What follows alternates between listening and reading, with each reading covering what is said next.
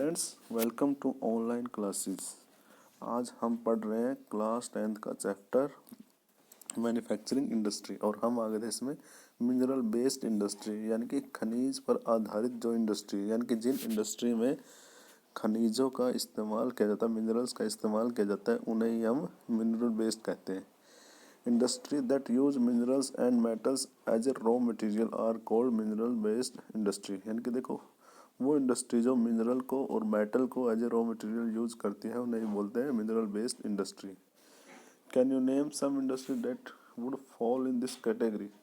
क्या आप कुछ इंडस्ट्री के नाम बता सकते हैं जो इसी कैटेगरी में आती है? Iron and steel industry. सबसे पहले यही हमारी आयरन एंड स्टील यानी कि लोहा व स्टील इंडस्ट्री, इस्पात कहते हैं इस स्टील को। The iron and steel industry is the basic industry since all the other industry. देखो, जो आयरन एंड स्टील इंडस्ट्री है वो बाकी सभी इंडस्ट्री के लिए क्या है, बेसिक इंडस्ट्री है। हैवी, मीडियम एंड लाइट, यानी कि ये तीन प्रकार की जो इंडस्ट्री होती है, heavy, medium and light, depend on it for their machinery. वो सारे के सारे इसके ऊपर ही डिपेंड है अपनी मशीनरी को लेके। Steel is needed to manufacture a variety of engineering goods. Steel क्या है, बहुत ज़्यादा ज़रूरी होता है बहुत सारी जो इंजीनियरिंग गुड्स को बनाने के लिए, कंस्ट्रक्शन मटेरियल के लिए, डिफेंस के लिए, मेडिकल के लिए, telephonic, scientific equipment and variety of consumer goods. तो ये जितने भी प्रकार की वस्तुएं हैं उन सब में हमें स्टील का इस्तेमाल करते हैं। तो आपके लिए यहाँ पे एक्टिविटी है, make a list of all such goods made of steel. तो आपने यही बताना है कि सारी की सारी जो गुड्स है जिससे मटेरियल बनता है स्टील, तो उसको आपने क्या करना है, लिस्ट बनानी है। Production and consumption of steel is often regarding as the index of countries development. देखो, जो प्रोडक्शन होता है और कंजप्शन होता है स्टील का, यानी कि जिस देश में जितना ज़्यादा स्टील का कंजप्शन या प्रोडक्शन होता है वही कंट्री की डेवलपमेंट की इंडेक्स है, यानी कि सूचकांक है। Iron and steel is a heavy industry. एक heavy industry because all the raw material are as well as finish goods are heavy. इसको हैवी इसीलिए बोलते हैं क्योंकि जितने भी मटेरियल इसमें बनाए जाते हैं वो सारे के सारे कैसे हैं, हैवी हैं। एंड बल्कि इंटेलिंग हैवी ट्रांसपोर्टेशन कॉस्ट, और इनको ट्रांसपोर्ट करने में भी काफ़ी ज़्यादा कॉस्ट आती है। आयरन और coking coal and limestone are required in the ratio of approximately 4:1। यानी कि इसमें देखो, आयरन और 4 और कुकिंग ऑयल 2 एंड लाइमस्टोन कितना 1 रेशियो में होना चाहिए। Some quantities of manganese are also required to harden the steel. और कुछ क्वांटिटी होती है मैग्नीज की, वो भी काफ़ी ज़्यादा आवश्यक होती है इसको हार्डन करने के लिए। Where should the steel plant be ideally located? अब क्वेश्चन हमारे सामने यही आता है कि भाई स्टील प्लांट को हमें कहाँ लगाना चाहिए। Remember that finished product also need an efficient transport network for their distribution to the market and consumer।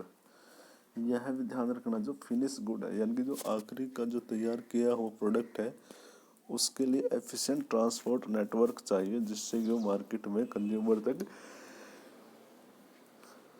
आसानी से पहुंचाया जा सके। इन 2016 with 95.6 million ton of the crude steel production, India ranked third among the world crude steel production। यानी कि 2016 में India तीसरे स्थान पे था क्रूड स्टील प्रोडक्शन के लिए। यानी कि क्रूड का मतलब कहता है कच्चा। It is the largest produce of sponge iron, और यह स्पंज आयरन का सबसे बड़ा प्रोड्यूसर है। इन 2016 per capita consumption of steel in the country was only around 63 kg per annum against the world average of 208 kg। यानी कि कहने का मतलब यह है कि इंडिया का स्टील प्रोडक्शन में काफ़ी अच्छा खासा नाम है। Process of manufacturing of steel. तो यहाँ पे देखो, प्रोसेस स्टील को कैसे बनाया जाता है। फर्स्टली क्या होता है, transport of raw material to the plant. पहले तो क्या क्या जाता है, रॉ मटेरियल को प्लांट में भेजा जाता है। फिर क्या किया जाता है, blast furnace, iron ore is melted, यहाँ पे जो आयरन ओर है उनको पिघलाया जाता है। Limestone is fluxing material which is added, तो यहाँ पे लाइमस्टोन है उसको फ्लक्स किया जाता है यानी कि ऐड किया जाता है। स्लैग इज रिमूव्ड, फिर उसके अंदर कुछ स्लैग वगैरह मटेरियल बनता है वो निकाला जाता है। Coke is burn to heat the ore, और कोक यहाँ पे बर्न किया जाता है और को यानी कि उस लोहे कण को हीट देने के लिए। फिर molten material Ford into mould called pigs, और फिर उनको जो पिघला हुआ जो मटेरियल बनता है उसको डाला जाता है मोल्ड्स के अंदर। फिर इसके बाद steel making, pig iron is further purified by melting and oxidizing the impurities, और फिर पिग आयरन को क्या किया जाता है, प्योरीफाई किया जाता है या तो मेल्टिंग करके या फिर उसको ऑक्सीडाइजिंग करके। मैग्नीज, निकल, क्रोमियम आर एडेड, ये चीज़ें इसके अंदर ऐड की जाती है। फिर shaping metal, rolling, pressing, casting and forging, फिर इनको क्या किया जाता है, शेप दी जाती है आयरन को। तो ये है हमारी प्रोसेस यहाँ पे स्टील मेकिंग की, ठीक है, मैन्युफैक्चरिंग ऑफ स्टील। तो यहाँ पे मैप में लोकेशन दे रखी कहाँ कहाँ पे स्टील के प्लांट लगे हुए हैं हमारे इंडिया में, ठीक है। ये देखो, भिलाई, बोकारो, जमशेदपुर, बरहमपुर, दुर्गापुर, राउरकेला, भद्रावती, विजयनगर, सालेम, ठीक है। तो यहाँ पे टेबल दे रखे हमारे total production of finish steel in India, India के अंदर कितना प्रोडक्शन हो रहा है स्टील का। देखो 2010-11 में 68.62 है, और ये 2016-17 में जाके 101 हो गया है, ठीक है। Why is the per capita consumption of the steel so low in India. अब क्वेश्चन यही है कि भारत के अंदर पर कैपिटा के हिसाब से स्टील का कंजप्शन इतना ज़्यादा लो क्यों है। Collect information about product of steel plant in India, तो यहाँ पे स्टील प्लांट के प्रोडक्ट के बारे में आपने एक्टिविटी में क्या करना है, इन्फॉर्मेशन कलेक्ट करनी है, ठीक है। Many steel plant are smaller, have electric furnaces, कुछ छोटे स्टील प्लांट हैं जहाँ पे इलेक्ट्रिक फर्नेसेस का मतलब भट्टियाँ होती है। Use steel scraps and sponge iron, जहाँ पे स्टील स्क्रैप्स और स्पंज आयरन को यूज किया जाता है। दे हैव री rollers that use steel ingot as well.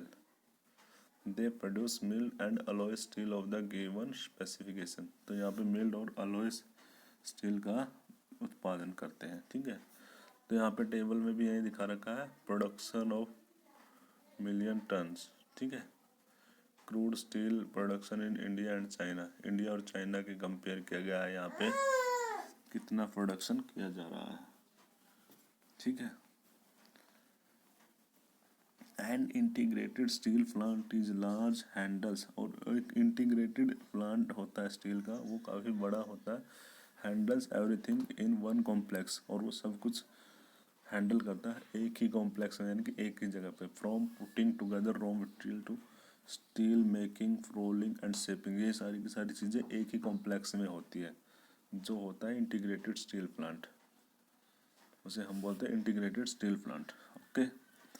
Most of the public sector undertaking market their steel through Steel Authority of India LTD SAIL, यानी कि ज़्यादातर जो पब्लिक अंडरटेकिंग की जाती है जो कि मार्केट में स्टील प्लांट को यानी कि स्टील को उत्पादन करता है, उसे बोलते हैं SAIL, Steel Authority of India Limited. In India in the 1950s China and India produced almost the same quality of steel. 1950 तक भारत और चाइना एक ही क्वालिटी का स्टील का उत्पादन करते थे। Today China is the largest producer of steel, और आज क्या हो गया, चाइना बहुत बड़ा उत्पादक बन गया है स्टील का। Today China is the largest producer of steel, China is also the world largest consumer of steel, और वो आज के टाइम में स्टील का भी सबसे बड़ा कंज्यूमर है। छोटा Nagpur plateau region has the maximum concentration of iron and steel industry, और छोटा नागपुर प्लेट्यू है उस क्षेत्र में काफ़ी ज़्यादा कॉन्सेंट्रेट रहता है किसका, आयरन का और स्टील इंडस्ट्री का। It is largely because of relatively advantages this region has for the development of the industry. और यही इसका फ़ायदा है यहाँ पे उत्पादन करना, क्योंकि जो आयरन और वगैरह है वो इजीली यहाँ पे अवेलेबल हो जाते हैं। These include low cost of iron, इसके अंदर एक तो क्या होता है आयरन कॉस्ट, आयरन और की कॉस्ट लो होती है, high grade raw material proximity, और यहाँ पे अच्छी किस्म का रॉ मटेरियल यहाँ पे लगभग मिल जाता है, चीप लेबर, सस्ती मजदूरी है यहाँ पे, vast growth potential in the home market, और यहाँ पे अच्छी ग्रोथ पोटेंशियल है यहाँ पे होम मार्केट के लिए। Though India is an important iron and steel producing country in the world, yet we are not able to perform to our full potential largely due to high cost and limited availability of cooking coal। हालांकि हमारे यहाँ पे capacity है हमारे India के अंदर, हम ज़्यादा उत्पादन कर सकते हैं, लेकिन फिर भी नहीं हो रहा। एक तो यहाँ पे हाई कॉस्ट होती है कोयल की, दूसरा लोअर प्रोडक्टिविटी ऑफ लेबर, और लेबर की यहाँ पे प्रोडक्टिविटी भी काफ़ी कम है। Irregular supply of energy, light की सप्लाई यहाँ पे कम है, और पुअर इंफ्रास्ट्रक्चर, और एक यहाँ का इंफ्रास्ट्रक्चर काफ़ी पुअर है। We also import good quality steel from other countries, दूसरा हम क्या करते हैं अच्छी क्वालिटी का जो स्टील है आज भी हम विदेशों से क्या कर रहे हैं इम्पोर्ट कर रहे हैं, आयात कर रहे हैं।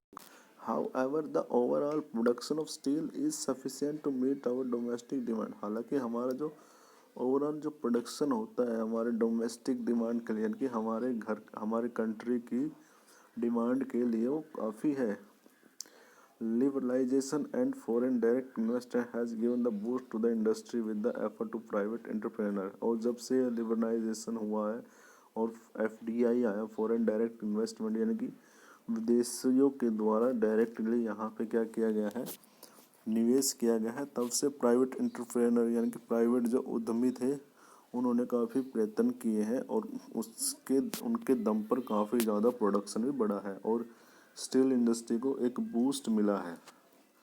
There is a need to reallocate resources for research and development to produce steel more competitively. तो यहाँ पे आवश्यकता है एलोकेट रिसोर्सेज यानी कि संसाधनों को बढ़ाना, फॉर द रिसर्च के लिए और डेवलपमेंट के लिए, टू प्रोड्यूस स्टील मोर कम्पिटिटिवली, जिससे कि स्टील का उत्पादन और भी अच्छा किया जाए जो कि हमारे वर्ल्ड के लिए कंपटीशन देश के।